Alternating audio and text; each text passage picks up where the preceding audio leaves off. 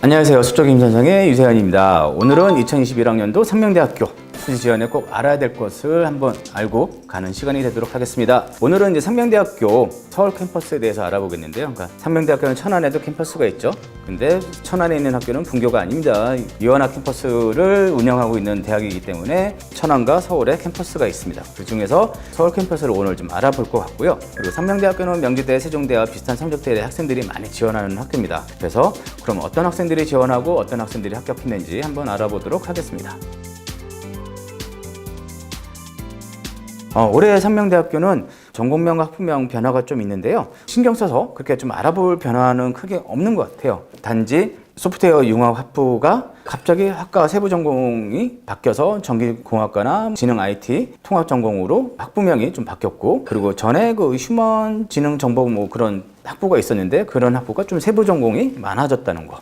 그리고 공공인재학부가 이제 행정학부로 학과명이 좀 바뀌었다는 거. 그리고 이제 모집 인원 부분에서도 이렇게 쭉 보면은 뭐 큰 변화는 없습니다. 큰 변화는 없고, 학생부 교과 같은 경우는 이제 270명에서 263명, 6명이 좀 감소했고, 학생부 종합전형 같은 경우는 3명인재가 392명에서 377명으로 15명이 이제 감소를 했습니다. 그런데 좀 늘어난 전형이 있어요. 작년에는 국가보훈 대상자 전형으로 학생을 모집했는데 올해는 고른기회 전형으로 이름을 바꿨고요. 그러면서 모집 인원이 늘었습니다. 근데 작년에 같은 경우는 국가보호 대상자라는 전형으로 했을 때는 국가보훈 대상에 관련된 학생들이 지원을 할 수 있었는데, 올해는 고른기회 전형으로 바꾸면서 국가보호 대상자와 함께 용어천 학생 대상자들도 포함을 했습니다. 그래서 인원이 늘어났다면은 이런 대상이 된 친구들 같은 경우는 상명대에 적극적으로 지원을 해볼 필요가 있을 걸로 보입니다. 다음 이제 말씀드릴 거는 교과 성적 반영 방법. 최소한 상명대 지원하려면은 교과 성적이 어떻게 반영이 되는지 그거는 좀 알아보고 가야 되겠죠. 그래서 작년까지는 국가안보학과와 예체능 모집에서 탐구 과목을 반영하지 않았는데, 올해는 예체능과 모든 부분에서 똑같이 다른 학과랑 똑같이 반영을 이제 하게 됩니다.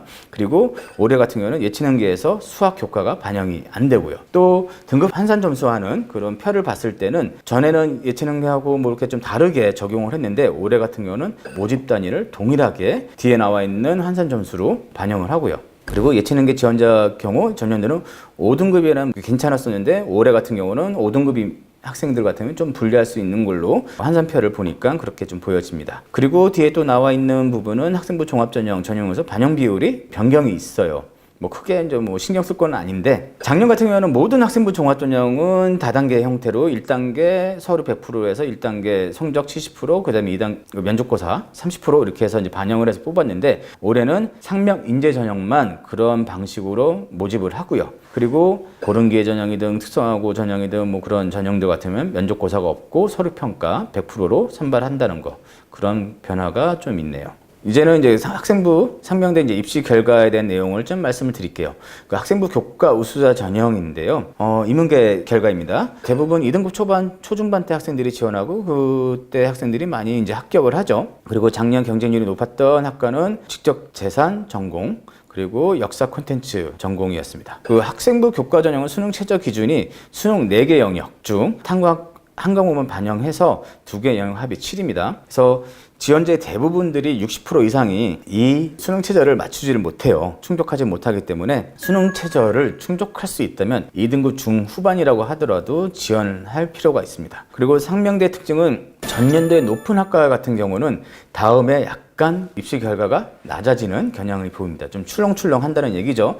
그렇기 때문에 그런 경쟁 추이를 좀 보고선 지원을 해볼 수가 있겠습니다. 그리고 국가안보 학과 경우는 수능 최저가 이제 없어요. 그 이유는 이제 체력장 검사가 있기 때문에 수능 최저까지 있다면은 학생들의 부담이 될 것 같아서 수능 최저가 없는 학과입니다. 그리고 지금 뒤에 있는 부분은 이제 학생부 종합전형 상명인재 전형에 대한 자료입니다. 보시면 아시겠지만 대부분 3등급 대 학생들이 지원을 많이 하고 합격을 하는 것 같습니다. 그리고 작년 경쟁률이 높았던 상위학과는 23.4대 1이었던 한일 문화 콘텐츠학과, 그리고 상명대, 그러니까 상명대 학생부 종합전형의 평가 요소는 인성 20%, 전공 적합성 45%, 발전 가능성 30%인데 학업 역량과 전공 적합성이 같이 물려져 있어요. 그래서 적합성이 높게 반영이 되지만은 교과 성적이 조금 우수하다면은 지원을 충분히 고려해 봐야 될 것 같습니다. 이렇게 해서 상명대 지원 전에 확인할 점을 생각을 좀 해본다면은 학생부 전형 같은 경우 인문계 합격자들 보면은 1.9등급에서 3.24 등급까지 합격자가 나오고요. 자연계열 같은 경우는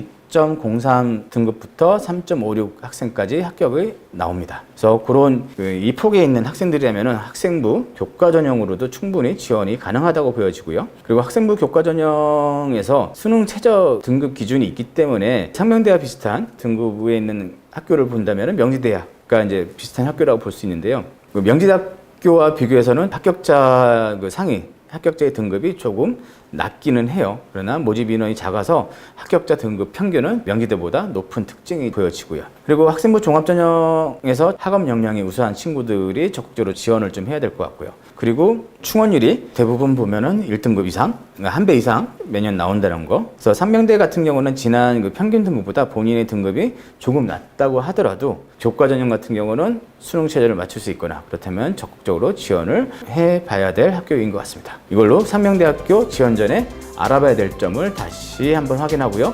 이렇게 마무리하도록 하겠습니다. 감사합니다.